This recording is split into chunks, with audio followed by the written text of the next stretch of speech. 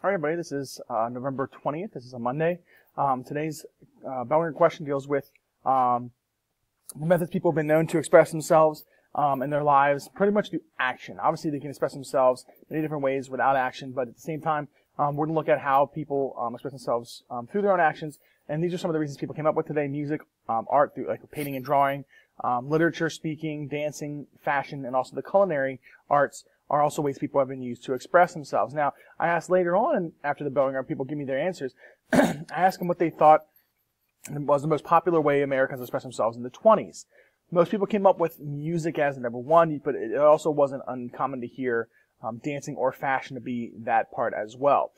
Essentially, all three of these ideas surround across the idea that we think of when we see this picture, and that's known as jazz. You know, it's a quartet, trumpet, piano, bass, drum. This is the idea that we think when we think of jazz. 1920s just surrounds around jazz, and it's why they call it the Jazz Age. It gets two names: the Roaring '20s for the economy, and the Jazz Age because socially in America, everyone was obsessed with this phenomenon known as jazz. All right. And there was many different ways that made jazz different. Now, before we get into those reasons, I do want to point out that we did review the graphic organizer that we went on Friday. I had you do that in class, and a lot of you did a really good job reviewing in class today about those. So what I'll have you do is I'll kind of mention some of these comments, but at the same time, I will expect you to go with a friend, find somebody that you know, and get the copy of the graphic organizer copied down for you based on what we talked about in class. Hopefully you have it done already from last week if you weren't here today, but just to get you some copies down for that. The first topic we talked about was movies, newspapers, magazines, and radio. So movies were the first one we discussed. Movies back then were mostly black and white. They were silent. Pretty much the movie just played, and you had a piano player playing in the foreground, playing the music that went along with that particular movie. And then the people went and watched the movie pictures. You want to hear dialogue, or you didn't hear dialogue. You saw someone act like they were talking, but at the next frame you saw a clip of dialogue, essentially, that you had to read, the captions, essentially. That's kind of how you watch movies at that point. People paid 5 cents to go see a movie in the 1920s, and the only place they could see a moving picture in their lives would be in these theaters, the movie theaters that were created to play these moving pictures. So, it's very limited as to who went to go see these movies. Not only is it limited based on where you go see them, but it's also who acts in them. Many Americans didn't know that when the movies were silent, a lot of foreign actors who looked great on camera but couldn't speak a lick of English, they knew exactly how to make the facial expressions needed to show anger, to show agony, to show happiness and joy.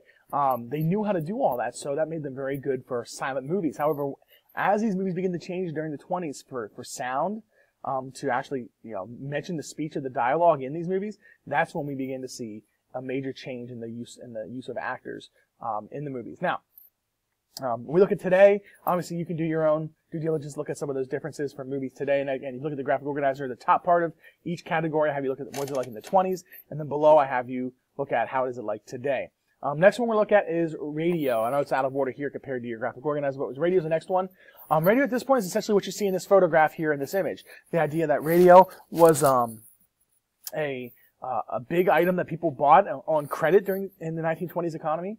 But a lot of times, how they got their news. Some people put special programming on for kids, like a kids show, that kids would have to use their imaginations to picture what was happening in their minds. And also, they got their sports on the radio as well. But news was delivered. Most radios were about the size of maybe a cabinet, like you see here in this photograph. But it was a very popular way of communication, and a lot of people created their own radios for communication purposes, and they built them on their own. They knew the components that were needed. They found the frequencies that you needed to get sound across waves from a wireless standpoint, and really communicate in that way, and find the right frequency to communicate with somebody across the county or state, or sometimes even the country, if you could relay the right frequencies. So when we look at three main forms of mass media, radio is the one that is the newest that most people were able to get in the home. And then if you look at radio today, much different compared to what Americans are used to. And then finally, newspapers and magazines was the last category you have there. Obviously, newspapers in the 1920s, these newspapers were around 50 pages long each day. You get this. Each story was cramped in the columns. And also, when you look at newspapers at this time, many of these newspaper agencies competed with one another to try to get readership. And the only way you could do that without affecting your price was to print stories that were in some way sensational or fantastic. Meaning they weren't always true. They looked really cool on paper, and I think putting a headline that had something after that that drew people's attention, that's what got a lot of readership, and that's what they were looking for. They didn't care if the story was true 100%, but they did care if someone bought their newspaper, and that's all they wanted. You get the initial purchase, that was the sole purpose as to why they made that story and put it on the front page. But a lot of newspapers and magazines, that's what they banked on. They banked on people, buying into these nice, areas where they can, these stories that just look great on paper, that were juicy, you could bite into it and just really enjoy the story itself without actually knowing that it wasn't true. And that's one of the things we look at in newspapers and magazines. Now, back then there were hundreds of different newspaper agencies and news organizations within each state, and it's probably the same case today. However, in each city, like say New York City, for example, probably had 20 different newspapers. At this time, bigger newspaper companies, the ones that got the most readership, started buying out and consolidating their companies with others to get more resources, more news, more individuals that could help out with the news printing itself. And thus at the same time, the newspapers begin to were consolidated.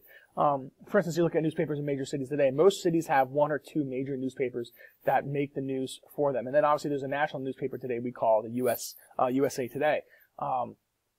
But most of the stuff that was printed on paper back then now can be found online, now can be seen on TV, it can be heard on the radio, just like everything else that we have. But there's a lot of different areas that we can listen to the radio and get our news besides the newspaper. We do print newspapers still today. The Patriot News, the one around Harrisburg, for instance, it is printed Tuesdays, Thursdays, and Sundays. They don't even print it every day of the week anymore because people know they can go online to PennLive.com, which is the Patriot News' online website for the news. They can go online and get their news 24/7 and see some of the same stories that they might get in the Patriot News online and maybe get it ahead of time. So the differences in the mass media were huge at this point, but in the 1920s, it really drove America's social structure forward. That the mass media, movies, newspapers, magazines, and radio really pushed forward the idea that the Americans were going to connect to each other much more effectively. All right, and they connected to each other through the medium known as jazz. All right, now what makes jazz different? First off, jazz has syncopated rhythm. And I'm going to try to do some beats on my microphone here to kind of give you some heads up so you can see some of these a little bit better.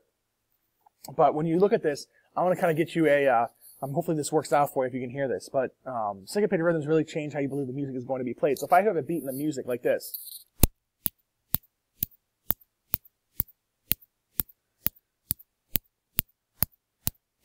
that was completely constant, meaning that's drives music. That's a beat. That's a typical beat we would hear in any song. Nothing is really different about that. However, if I do this, which is on the page instead, if you look at this slide, this notes on the page, it goes like this.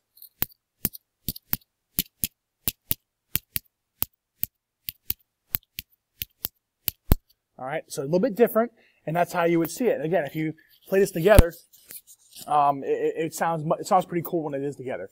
The second part we look at jazz, what makes it so different is improvised playing. Musicians can play around the melody and create a unique melody in an instant that has never been played before in that particular time, in that place, and it's hardly ever been played before ever in that sense.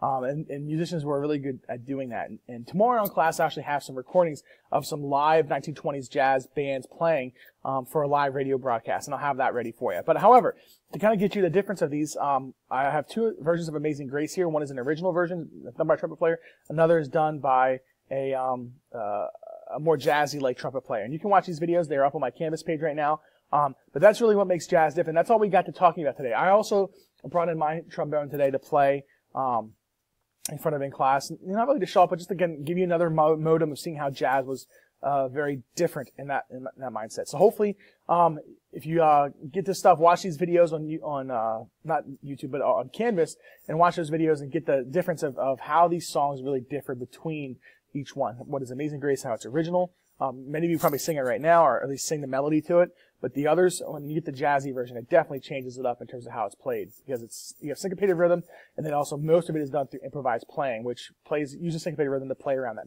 melody. All right, but hopefully you have a good day.